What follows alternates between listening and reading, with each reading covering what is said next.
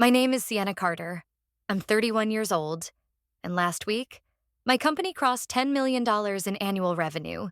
3 years, no investors, no buyouts, no safety net, just sleepless nights, bad coffee, and a stubborn refusal to quit. My team cheered. Champagne spilled over laptops. Glitter stuck to my shoes. And while everyone else celebrated, I stood by the window, staring at the rain streaking down the glass, wondering one thing. What would my father say if he knew? Michael Carter, CEO, industry legend. The man who told me I was a failure for dropping out of Princeton. The man who boxed up my clothes, left them at the gate, and said, "You don't belong here. Not with those ideas. Not in this house." And now? He still won't say my name in public, but last night, on a tech podcast, he called my company a hobby with Wi-Fi. Didn't mention me, didn't need to, because this has never been about business. It's about being erased. But if he thought silence meant surrender, he's about to find out what I've really been building while he laughed. Before I tell you how I went from dropout embarrassment to the headline that shook his entire boardroom, tell me, where are you watching from today? Drop your city in the comments. And if family betrayal and quiet revenge stories speak to you, hit that subscribe button.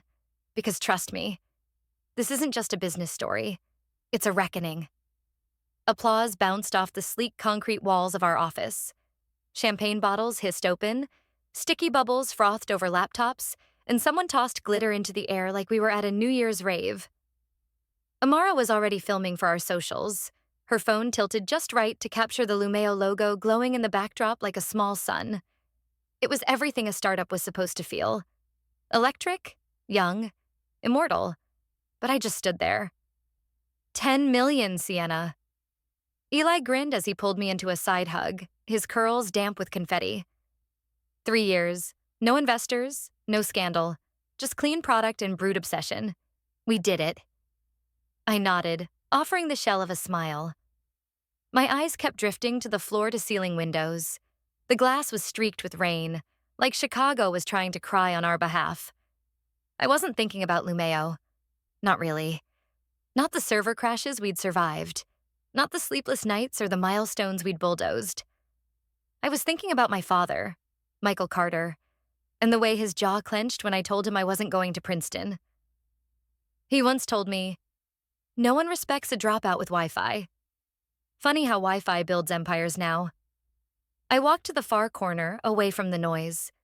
My heels clicked against the polished concrete as I passed Amara, who was mid-interview with a reporter from Founders Weekly.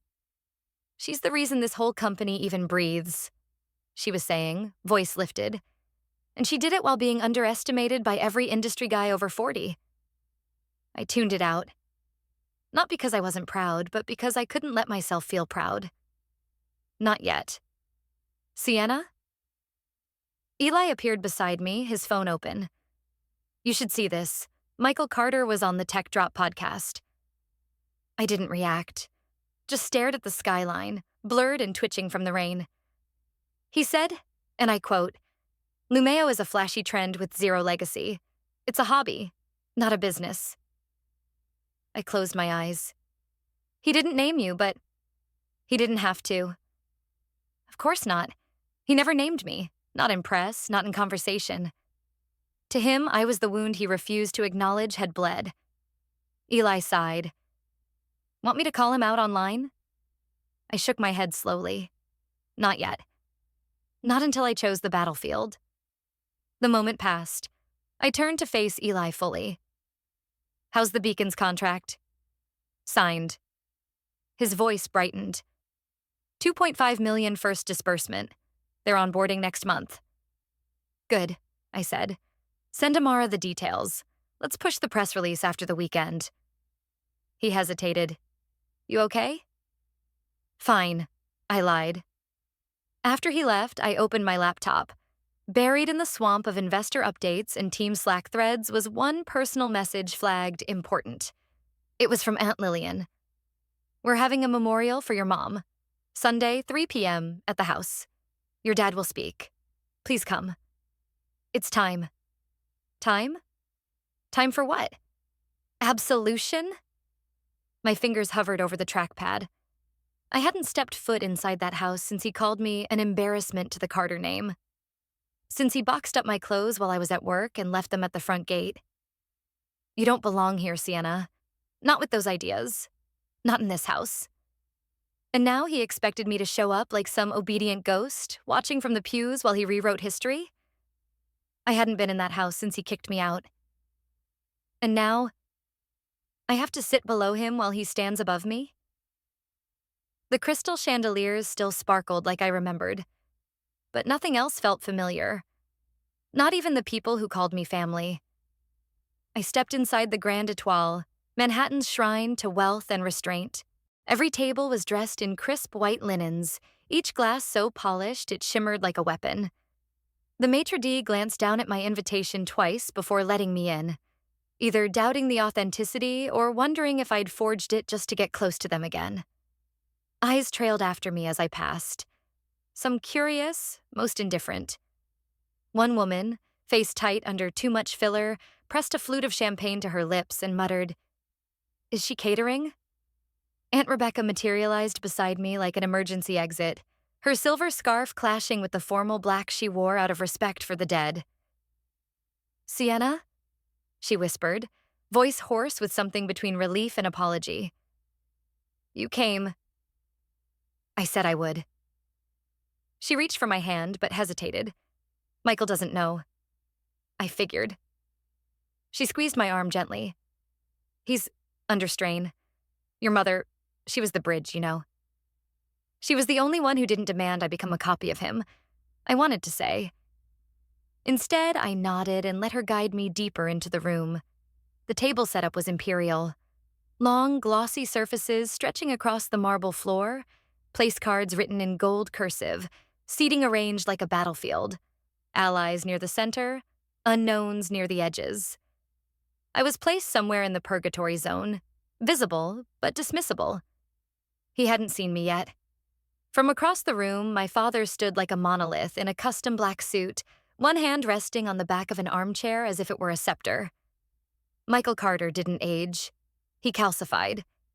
Every expression was carved in stone. Every smile rationed. I remembered my mother once whispered to me while brushing my hair, "You don't have to be like your father to be proud." Tonight, she wasn't here to say it aloud, so I said it to myself. People gave him space the way civilians give way to kings. He nodded to guests, offered lines of gratitude rehearsed with military precision. And then he stepped to the microphone. "My wife," he began, voice unwavering, "was the foundation behind every ounce of my success. Her grace, her silence, her loyalty. She embodied everything I believe in." Silence. Perfect, controlled silence.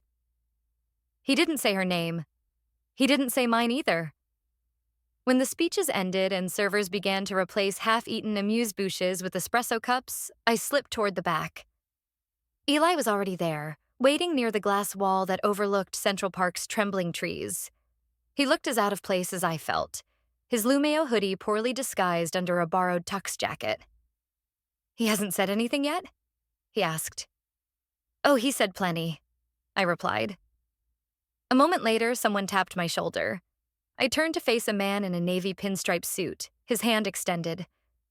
"Michael says you helped with logistics tonight?" I blinked. Aunt Rebecca intercepted with practiced grace. "This is Sienna, his daughter." The man faltered. "Oh, I didn't know he had—" Before he could finish, Michael appeared beside us. He looked through me like I was a smudge on the glass. "My only daughter passed years ago, with her mother." The air collapsed inside my lungs. No gasp, no protest, no cry, just cold. I didn't even look at him. I turned away slowly, trying to steady the quake in my hands. Eli reached for me under the table, squeezing my fingers tight. "Not yet," he whispered. My heart pulsed against my ribs like it wanted to escape this body. "Tomorrow night," I breathed, barely audible. He'll say it to my face. Because tomorrow, the main event moved to the penthouse, his true kingdom, and I was already on the guest list. ChatGPT Jun Noi. You know what's worse than failure? Pretending it's success. That was the last thing he said before I stood up and left. The penthouse stretched wide and high above Manhattan, framed by glass and cloud light. Everything gleamed. The chrome fixtures, the champagne flutes, the polished egos. This wasn't a party. It was a coronation. Michael Carter's loyal kingdom had gathered not to mourn, but to reassert dominance. I arrived 20 minutes late, as intended. Eli drifted near the media booth, close enough to hear, but not close enough to interrupt. He caught my eye and gave the smallest nod. We both knew what was coming. Michael stood near the fireplace, a symbolic throne. His voice cut through the room with clean, surgical precision. Tonight isn't about loss, it's about legacy, he said, holding a glass of scotch with the same authority one might hold a gavel. Carter and Rowe is entering a new era, with leaders who understand discipline, tradition, and real value, not illusions. He turned toward the crowd and raised a hand toward two young men in tailored suits. Our new partners in expansion, men who know what real foundations are built from, not apps or hashtags. Polite laughter rippled through the room. I remained still, near the terrace doors, the city pulsing behind me. And as for distractions, Michael continued, his tone sharpening like a knife run along steel. Let's just say some people build fancy sandboxes out of Wi-Fi and call it vision. Lumeo, is it? Sounds more like toothpaste than technology. Louder laughter this time. A few guests tried to cover it with their hands. Others didn't bother. I took a single step forward, enough for him to see me. His eyes flicked toward me. He smiled, cold and theatrical. There she is, he said, gesturing casually. The dropout queen herself, proof that you can leave a great institution, play tech Barbie, and still get invited to grown-up dinners. I heard it. So did everyone else. The insult landed, perfectly timed, expertly crafted. Some people laughed again. Some glanced at me, then away, suddenly unsure of the rules. I didn't blink. I scanned the room. One woman from legal, she used to give me chocolate mints when I was 10, looked away first. Then the man from finance, who once told me I'd be too soft for this world, studied the floor. Their smiles were gone. Michael expected a scene. Fury, a meltdown. He lived for emotional chaos because he always knew how to stay above it. But I wasn't a fire tonight. I was ice. I took 2 slow steps into the center of the room. Every heel click echoed. You never had to believe in me, I said. My voice didn't rise. It didn't need to. I did. I turned. Not a single soul moved to stop me. The city wind hit my face as I stepped onto the balcony, pulling the chill into my lungs like oxygen. Eli joined me a moment later, already reaching into his coat pocket. You good? Better than ever, I whispered. I opened my phone. The draft was ready. 3 outlets. Techverse, The Morning Ledger, Chicago Signal, Lumeo Vision. Full release. Real numbers, real partners.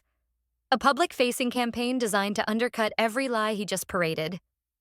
My thumb hovered, and then I pressed. Send. The night didn't end in fire, but the morning would. I never raised my voice. I just raised my receipts. The war room was silent except for the tapping of keys and the soft click of slides advancing. Every monitor in the Lumeo office displayed a different battlefield. Social feeds, investor trackers, press inquiries, Reddit threads lighting up like a storm. No one was cheering today. No champagne. No applause. Only precision. At the center of the long table, Eli had 3 laptops open, all synced. On one screen, the press release. On another, the clip. On the third, a spreadsheet tracking how many times the phrase "Michael Carter lied" had been tweeted in the past hour. Ready on my end, he said. Alex Tamara just pinged back. Forbes wants the exclusive angle. Don't give them everything, I said, not looking up. Let them want more. We don't need the whole ocean to flood. Just a leak. Eli cracked a grin. You always were the tactician. And you're the archivist, I replied, eyes fixed on the final slide. You kept everything, even when I didn't ask. Revenge doesn't always wear a sword, he murmured. Sometimes it wears silence and a public folder. I nodded. At exactly 9:02 a.m., we launched the campaign. The headline hit TechVerse first. Against the odds. What Carter and Rowe took from me underneath, the screenshots, side-by-side slides of my original 2019 prototype for adaptive sync interfaces, and the patent filing Michael had rushed 6 months later, with a suspiciously identical framework. Eli had annotated the technical overlaps, time-stamped the private emails, even flagged the internal Carter team chat where someone asked, "Didn't Michael's daughter draft this for Lumeo?" The reply, "She doesn't count." She walked away. I didn't. I just walked somewhere better. Social media detonated by 9:07. Influencers I'd never met posted. Lowlife? More like leader of tomorrow. The video from last night surfaced. Eli had trimmed it perfectly. Michael's insult, the room's laughter, my calm exit, and my words. You never had to believe in me. I did. The press smelled blood. Tamara called Eli 3 times. We answered once. By noon, the Morning Ledger released their piece. Is Carter and Rowe's legacy built on a lie? By 1 p.m., Bloomberg ran the numbers. By 3 p.m., one of Michael's largest institutional investors announced a formal pause in cooperation, citing ethical uncertainties regarding IP ownership. Rebecca texted me a single word: explosive. Michael's PR team pushed back, tried to change the narrative, claimed estranged daughter, emotional vendetta, misunderstood timelines. But we had one thing they didn't: receipts, unedited, unfiltered, unapologetic. Around 4:45 p.m., I stepped into our conference room, where a camera had been quietly waiting all day. The red light blinked. Live. I faced it. He built walls, I said. I built mirrors. Then I walked away. He underestimated me. Again, that's his last mistake. The boardroom at Carter and Rowe had never known shadows like these. The morning sky was overcast, but the real darkness came from within. The legal team sat in stiff suits, faces drained as the projector beamed silent accusations onto the wall. No one touched the espresso on the tray. No one dared speak first. Michael Carter stood at the head of the table, sleeves rolled slightly, jaw flexing with a rhythm that betrayed panic. This, he snapped, pointing at the display, is a coordinated attack. One partner finally cleared his throat. It's not an attack if it's true. Silence. Across the room, his chief counsel placed a manila folder on the table. This came in an hour ago, from Rebecca Stanton. Michael's expression twitched. No one called her Rebecca Stanton in this building. She was the wife's sister, the one who used to bring cupcakes during closing week. The one who disappeared after the funeral. The one Michael never quite controlled. The folder was thin but lethal. Inside, a scanned contract dated February 2018. Sienna Carter, original co-founder. Clauses outlining idea contribution, equity promise, and rights to IP development under the Lumeo prototype. It had Michael's signature. The ink doesn't lie, one junior associate muttered. Worse, someone, no one admitted who, had leaked an internal document. A 2020 rejection email where Michael dismissed Lumeo's sync platform as immature, speculative, and not market-ready. And yet, here he was, 2 years later, filing near-identical language into Carter and Rowe's latest innovation pitch. Plagiarism? Maybe. Poetic justice? Definitely. We've been asked. The head of investor relations said slowly, to provide a full audit on all proprietary systems launched since Q3 last year. Copyright chains. Chain of authorship? They want proof. Michael didn't speak. His fists were clenched. And then came the blow that couldn't be intercepted. The Financial Current pushed a special edition, an op-ed titled, "The Father Who Buried His Daughter's Legacy Until It Rose Again." It included Sienna's original interface screenshots, her quote from the press video, a timeline of suppression, silence, and resilience, and a photo. Michael Carter, leaving headquarters with no entourage, no driver, no umbrella. Just a man in a black coat, alone on the wet pavement. The rain blurred the lines between streetlight and shame. By noon, the interim board convened. They didn't argue. They voted, unanimously. Michael Carter was placed on administrative leave, pending internal ethics review. He stood up, chin high, and walked out without a word. The doors closed behind him like the ending of an era. Miles away, in the open, light-filled office of Lumeo, Eli stared at a stream of headlines pouring in across his second screen. He turned to Sienna, who sat at the edge of the couch, her posture relaxed but her eyes sharp. "Do we respond?" he asked.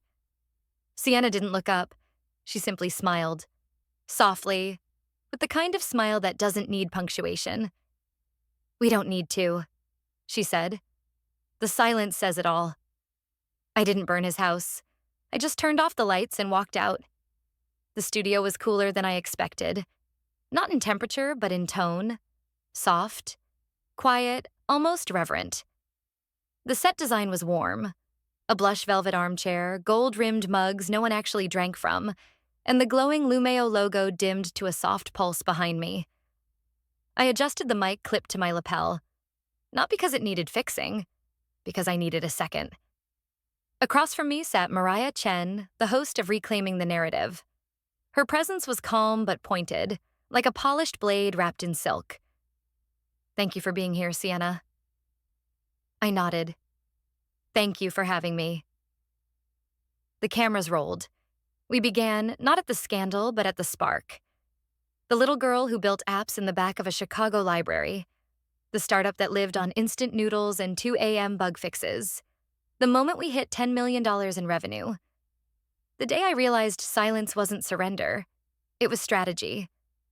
Mariah never said my father's name. Neither did I. It wasn't omission. It was choice. What mattered wasn't who tried to erase me. It was that I wrote in ink when they used pencil. "And now," she said, folding her notes, "Lumeo is at 12.5 million and rising. How does that feel?"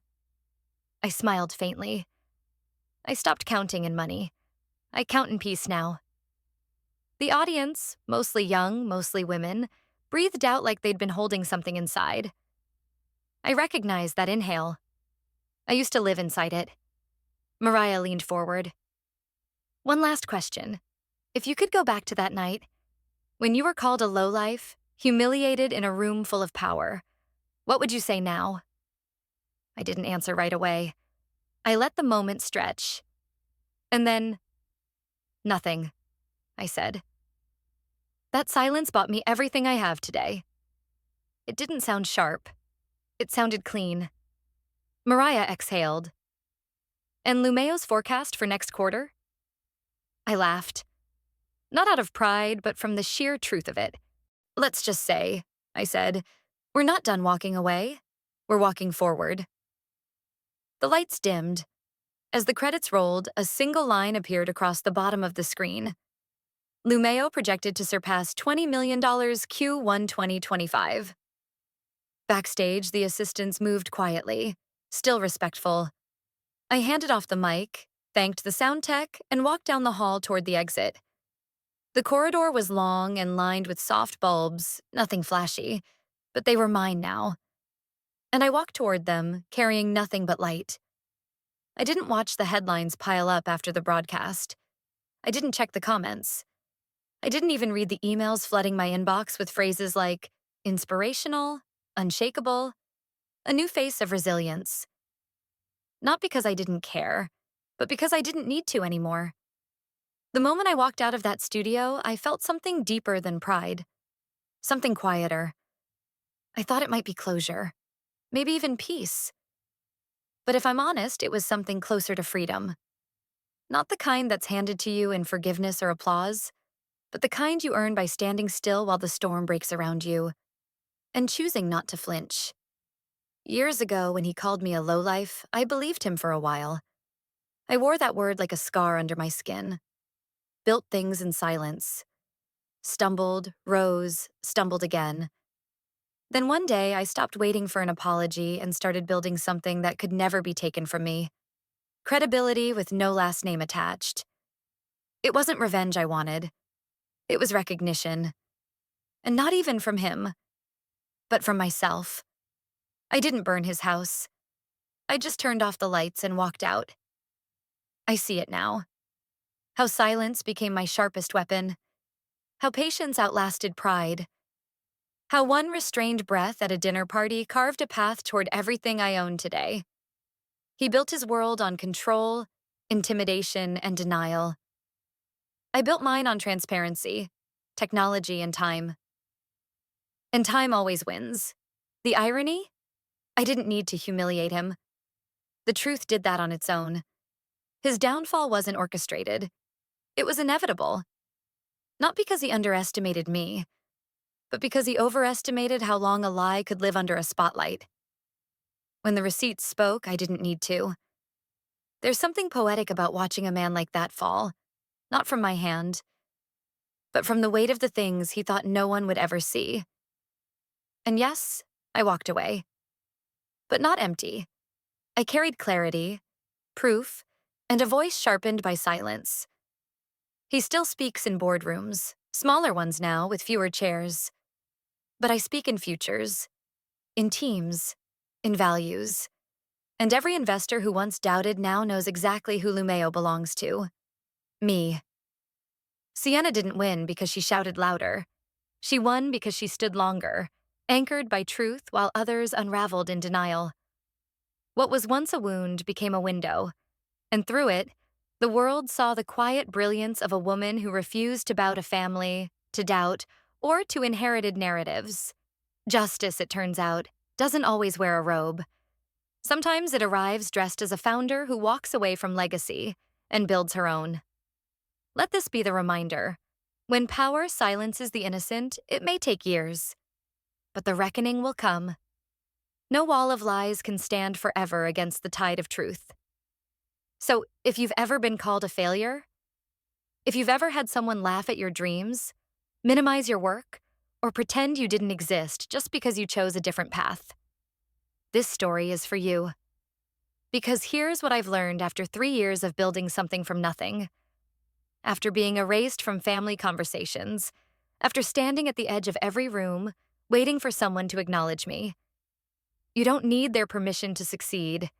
You don't need their applause to keep going. You don't even need their recognition at the finish line. What you need is your own proof, your own receipts, your own voice. And when the time comes, when the room goes quiet and the spotlight finally shifts your way, you'll realize something important.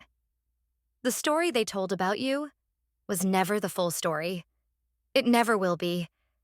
Michael Carter spent years trying to write me out of his narrative. But numbers don't lie. Growth doesn't lie. And the truth? It shows up whether they're ready or not. I didn't fight back with insults. I didn't match him in volume. I just waited, documented, built. And when the moment came, I didn't raise my voice. I raised my platform. If you're in the middle of your own version of this story, whether it's a parent, a boss, a partner, or a friend who doubts you, please hear me when I say, you're allowed to walk away from disrespect. You're allowed to build something better. You're allowed to succeed, quietly, loudly, or however you choose. And when they finally notice, that's their problem, not yours.